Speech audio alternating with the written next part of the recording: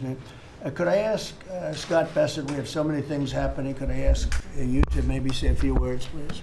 Yes, sir. So the one big beautiful bill that was passed on July 4th last year, we're starting to see the effects kick in. You mentioned the great economy. One of the things in the one big beautiful bill, Mr. President, it was an honor to host you, and as you said, the best rapper in the world, Nicki Minaj, at yesterday's Trump Accounts Summit. She was great. We've now had 1 million people sign up for Trump accounts just this week.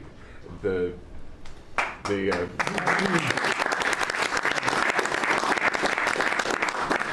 think there'll be 25 million families who are eligible.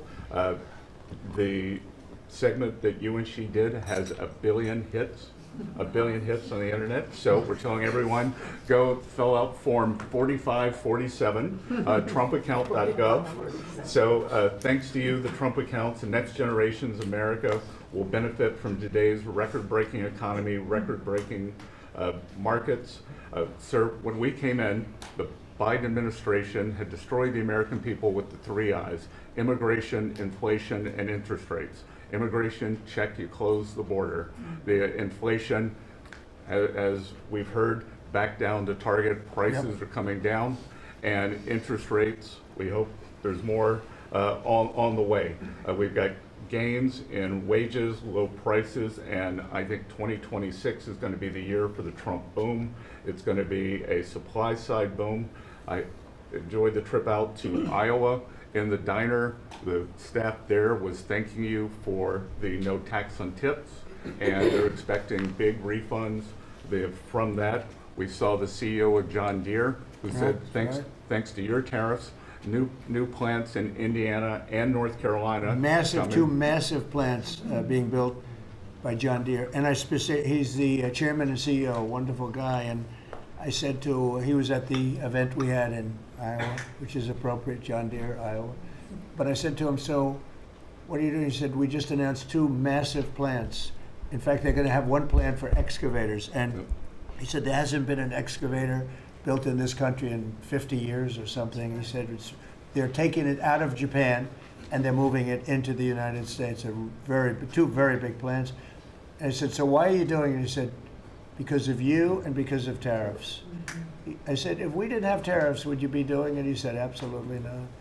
So it's very important, and I hope we're going to be successful with the Supreme Court case, because we're waiting, and we're taking in hundreds of billions of dollars, and we don't want to give it back, number one. And number two, and you know, the people that are fighting us on that case, by the way, are China-centric. These are people that are for China, but they're also outside of the United States. These are countries that have ripped us off for years and years, charging us tariffs.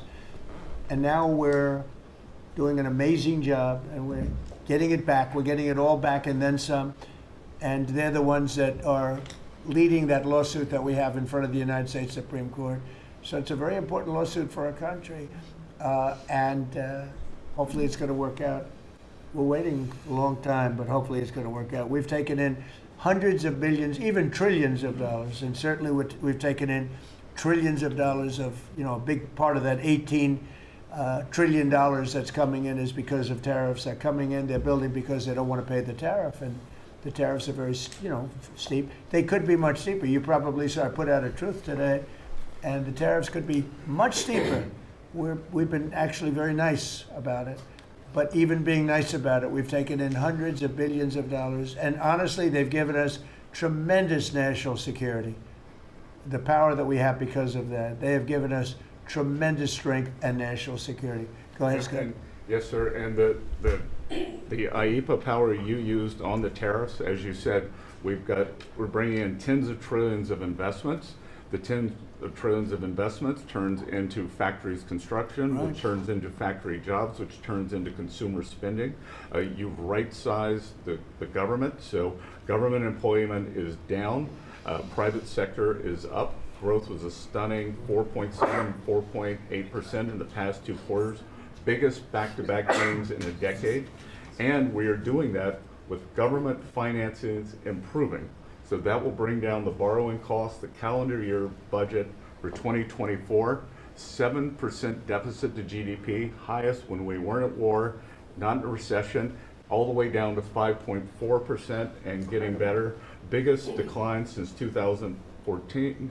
Generational gains in productivity, soaring productivity. We're going to lift workers' pay, record high prices, record high profits, and stock prices are soaring. You got a manufacturing renaissance, and all the key inflation metrics are trending lower.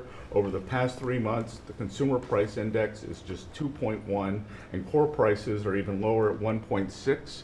And I think that that could trend below 1, given energy, as you talked about, the pharmaceutical discounts, and rents. So we're expecting a great year in 2026, Mr. President.